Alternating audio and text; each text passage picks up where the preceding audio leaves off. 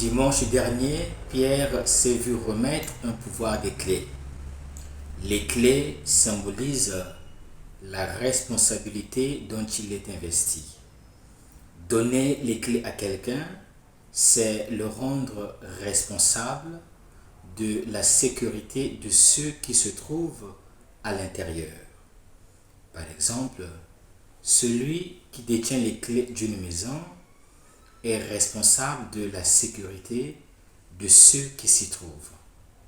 Celui qui détient les clés d'une ville est responsable de la sécurité des habitants de la ville. Celui qui détient les clés d'une voiture en a la garde et la responsabilité. En remettant les clés à Pierre, le Seigneur le constituait guide des autres. Nous aussi, à la suite de Pierre, nous étions conviés à devenir guides de nos frères et sœurs dans le monde.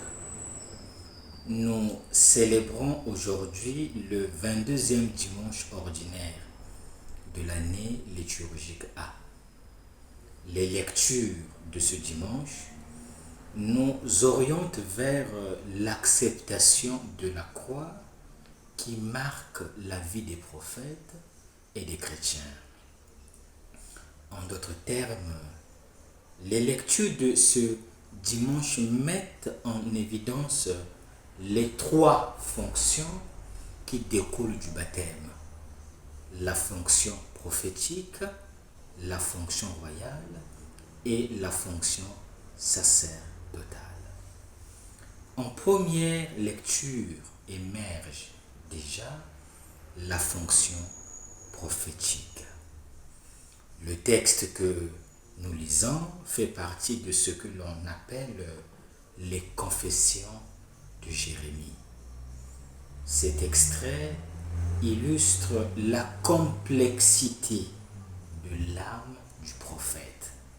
Jérémie est incompris et persécuté. Jérémie est bafoué. Il se sent abandonné. Ses choix et sa cohérence de vie lui valent l'incompréhension et la dérision de tous. Il dira même vers la fin du chapitre 20, « Maudit soit le jour qui m'a vu naître ».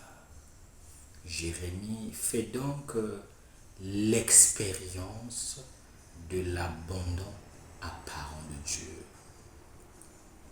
Malgré les moqueries, Jérémie ne renonce pas à son apostolat. Jérémie ne renonce pas à sa mission prophétique. Jérémie ne tait pas la parole de Dieu. Elle est pour lui un feu dévorant. Il continue à faire confiance à Dieu. La vérité est que le Seigneur l'a séduit pour toujours, comme il a séduit les disciples. Seigneur, à qui irions-nous? Tu as les paroles de la vie éternelle. Comme Jérémie, aujourd'hui, beaucoup de chrétiens sont bafoués. Beaucoup de chrétiens sont persécutés. Beaucoup de chrétiens sont souvent incompris dans leur famille, au travail, dans les mouvements d'apostolat. Ils sont incompris parce que leur style de vie, leurs valeurs diffèrent des autres. Nous vivons malheureusement dans une société qui a perdu des repères. Nous vivons dans une société qui nous a mis à la merci d'une confusion sur le plan moral. Devant un tel tableau sombre, comment exerçons-nous notre mission prophétique? Devant les injustices, devant la corruption, nous arrive-t-il de taire la parole de Dieu? Clairement parlant, à la dimension prophétique s'ajoute la fonction royale. Et l'évangile d'aujourd'hui nous donne des considérations éclairantes à cet égard. L'évangile d'aujourd'hui doit être interprété dans la perspective de la fonction royale. Notre texte est divisé en deux sections. Dans la première, Jésus présente son itinéraire vers la croix que Pierre rejette. Mais dans la seconde partie, Jésus le repropose à son disciple comme le chemin de la vraie vie. Le Christ a devant lui sa mission de salut, qui dans le dessein du Père exigeait la consécration totale de son existence au salut de l'homme asservi au péché et à la mort. La fonction royale du Christ consiste avant tout dans la victoire sur le péché et la mort, obtenue par son immolation sur la croix et sa résurrection. La fonction royale du chrétien se réalise à la suite du Christ dans la lutte et la domination sur le péché. Le vrai disciple est invité à assumer trois attitudes radicales: renoncer à soi-même, prendre sa croix et suivre Jésus. Renoncer à soi-même signifie ne plus penser à soi-même, ne plus penser à ses propres intérêts, mais accueillir l'idéal divin. Prendre sa croix est une locution métaphorique qui implique d'être prêt à affronter des situations difficiles. Enfin, suivre Jésus signifie marcher derrière Jésus, partager volontairement une authentique communion de vie et de souffrance avec lui. Il ne suffit pas seulement d'assumer les trois attitudes, mais il faut vivre selon la volonté de Dieu. Et en quoi consiste-t-elle? La réponse nous vient de la deuxième lecture.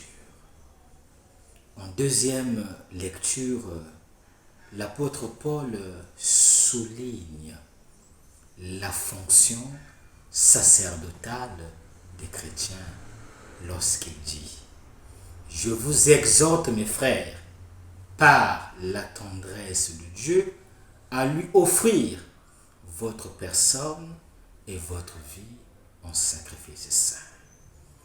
Le sacrifice que Dieu attend de nous est celui d'une vie tout orientée vers le bien, car la vie chrétienne n'admet pas le dualisme. Quel est l'enseignement à retenir? Le Christ nous indique aujourd'hui sa voie. Si quelqu'un veut marcher derrière moi, qu'il renonce à lui-même, qu'il prenne sa croix et qu'il me suive. Le Christ nous donne trois consignes comme mode de vie. Marcher derrière lui, avec lui et comme lui, prendre sa croix et le suivre. Les trois exigences de Jésus heurtent de plein fouet les disciples ainsi que notre sensibilité, notre recherche de bonheur, d'épanouissement personnel et de jouissance. Elles s'opposent à notre mode de vie où le succès, l'argent, les biens temporels priment souvent sur tout et piétinent le bien-être d'autrui dont la vie est rude et parsemée de souffrances. Le salut ne peut être fondé ni sur des données rationnelles, ni sur la science, mais sur la parole de Dieu et ses exigences parfois déroutantes. Malheureusement, beaucoup de chrétiens sont à la quête de leur propre épanouissement. Notre société est aussi caractérisée par diverses idolâtries comme le pouvoir. Le Seigneur nous envoie dans le monde pour être des prophètes, des rois et des prêtres. Le poste que Dieu nous a fixé dans le monde est si beau et il ne nous est pas permis de le déserter. Nous avons donc la responsabilité de nous soucier de l'intérêt d'autrui, de nous attarder à bâtir une société où la paix et la justice règnent. Cela implique des renoncements, des malentendus, des incompréhensions, parfois le mépris d'autrui. Notre modèle, c'est Jésus, qui a vécu une vie de communion avec ses frères et sœurs, une vie au service des rejetés, des démunis, réprouvant ceux qui imposaient de leur fardeau aux petits et aux faibles. À quoi nous convie ce dimanche? Ce dimanche nous invite à prendre conscience de notre identité chrétienne. Ce dimanche nous invite à prendre conscience de notre baptême. Le grand don du baptême fait de nous des enfants de Dieu. Par le baptême, nous sommes prêtres, prophètes et rois. Pourquoi prêtre? Pourquoi roi? Pourquoi prophète? Prêtre, cela signifie que le chrétien est une personne mise à part. Roi, en tant qu'enfant du roi, nous devons rétablir le royaume du Christ là où il est contesté et combattu, dans le cœur des hommes, dans les familles et dans l'Église. Partout où nous sommes, nous devons rétablir l'ordre, la justice et la paix voulue par Dieu. Prophète, le prophète est celui qui annonce la parole de Dieu. Que nous reste-t-il à faire? Il ne nous reste plus qu'à conjuguer le verbe engager. Pour marcher à la suite de Jésus, nous avons à nous y engager personnellement et courageusement, par-delà les voies du conformisme et les attentes illusoires de perfection et de gloire. Bon dimanche à tous et que Dieu vous bénisse.